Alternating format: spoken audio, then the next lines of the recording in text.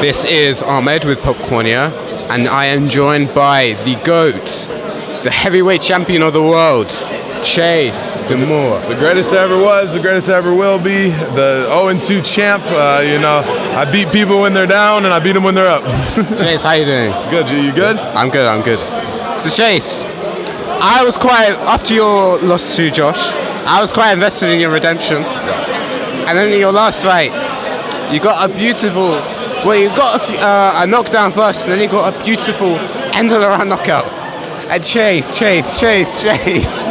are you thinking, man? You know, sometimes it's like the movie Batman when you had when he got all the money and he lit the money on fire, and they asked him, he's like, what was the point of the money? He goes, it's never about the money. It's never about the money. It's never about the win. It was about sending a message, and I think the message got sent. Stevie's okay, so we can joke on it, play on it a little bit, but it was about 5-6 months of being memed about the missed swing, and it was all about the redemption, learning how to box, and that was an absolute domination of a boxing match. There was 3 knockdowns, including the knockout in the first round. You can't get more dominant than that in boxing, and I think that it was about showing people that you can change in 5 months. You can work hard, you can learn to throw punches, and you're not fighting underwater anymore and fighting demons. So I think we proved to everybody we can fight. At this point, it's about just turning it down a little bit.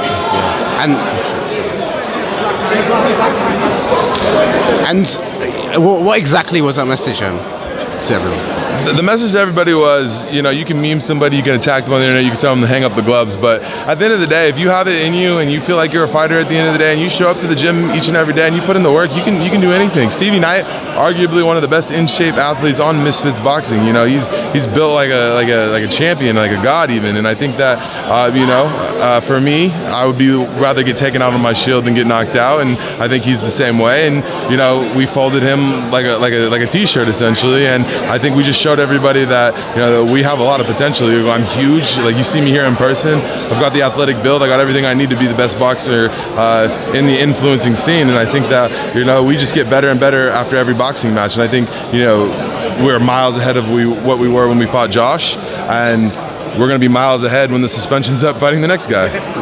Now, when that moment happens, I know everyone is hating on it, but I did kind of feel that he's gone through all these months of harassment, everyone's been hating on him. He's just all his emotions are getting the best of him. I could tell what you were going through at the time.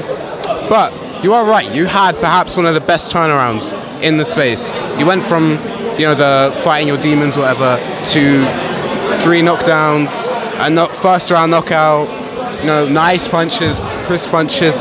You were really good.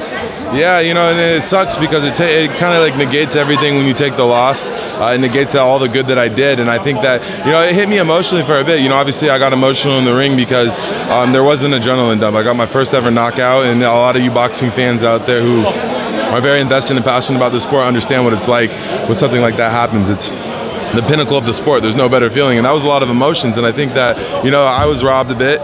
It was taken away from me because of my own actions, of course, but at the same time I think it's being played against that. The referee was there. The referee could have separated us. I would say I might be 60, 70, 80, 90% at fault even, but I'm not 100% at fault there. The referee definitely should have been closer separating us, and I think the state of Louisiana understands that as well, because I'm not banned through the boxing commission, I'm banned through Misfits right now, and once the suspension's up, that's the end of it. So we move on from it, we focus on the next opponent, and whoever the next villain is going to be losing sleep at night that he has to fight the great Chase DeMoor.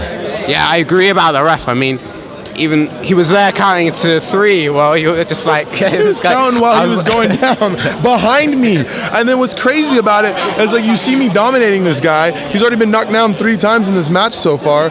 Why in the heck are you just taking the last couple seconds of the round off and you see I'm attacking him? You should have been there as soon as the bell rung to separate us, let alone the knockout. So yeah. And I mean, there have been a lot of fights where people have been hitting after the bell and then the ref comes in and saves them, like the recent Kenny fight. Kenny was hitting him and the ref pushed him away. Who knows what would have happened? Watch the Dean the Great and Waleed's last fight. If you look at when Waleed was on a knee, Dean wasn't very hard hit. Dean did hit him again though. He pushed. It looked like a push, but he swung and he pushed him off, and he was on a knee. So it happens quite often. Maybe not to the extent of what I did, but just know like I wasn't hitting him as hard as I could in his face. Like it was more of like a celebratory thing.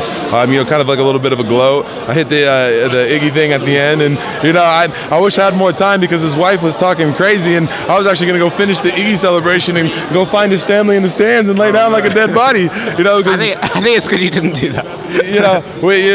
Thank goodness we didn't. But and he's not technically a dead body. But I think we proved a point there, and I think everybody wants to fight me now, and all the good people want to fight me, and all the people that were talking crazy before no longer want the smoke. I think we're building an audience, we're building a fan base. I think I'm the most entertaining influencer boxer in this scene, arguably up there with Anthony Taylor. And I think on one of these cards with me and AT and all these other very comedical fighters are on it, it's going to be a very entertaining card. So.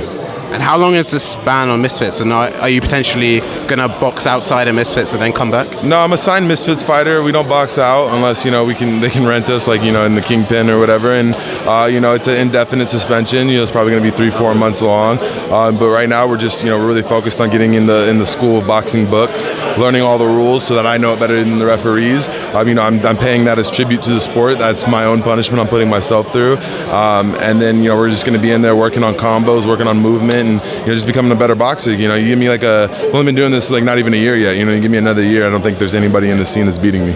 And lastly, before they kick us out, what message do you want to send to everyone before you return? Everybody who's a heavyweight better run. I think that a lot of people out there had a misconception that I couldn't fight, and they wanted to have a poster of them knocking out a big guy. And I think Stevie Knight's a prime example. If anybody posts that clip and says that they can beat me in a fight, they should watch the entire Stevie Knight fight, because he did the same thing. He ignored me. He just watched the one 3-second clip, and he got his ass beat. So anybody who wants to get their ass beat, my DMs are open. Wow, what a message. His DMs are open. Chase, it was nice interviewing you. Yeah, thanks so much. Yeah, and I'll catch you on Fight Night. Yeah, catch you on Fight Night. Cheers.